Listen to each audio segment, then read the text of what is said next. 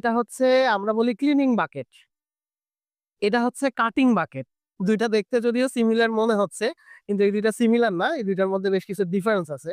ডিফারেন্সটা হচ্ছে আ এটা যেহেতু কাটিং বাকেট, এই যে এটার মাথায় এরকম টিথ আছে। দেখেন কাটিং টিথ, আলাদা কাটিং টিথ। যেহেতু বোরহোলটা সে কাটিং করে, সেটার কারণে কিন্তু আ তার এরকম দাঁত থাকে এবং এই দাঁতগুলা এবং এর পাশ সাইড এগুলা ধীরে, ধীরে ক্ষয়প্রাপ্ত হয়।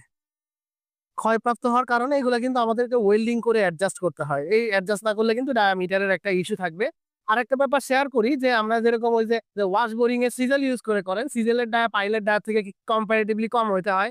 ১ ইঞ্চি ১.৫ ইঞ্চির মতো কম হইতে হয়। এই সেম কাহিনী কিন্তু আমাদের এখানেও। আমাদের এটা ধরেন যে ১২০০ ডায়ার পাইল। তো ১২০০ ডায়ার ক্ষেত্রে এটা আমরা ১১৭০-৭৫ এরকম রাখার চেষ্টা করি। কিছুটা টলারেন্স আছেই অবশ্যই।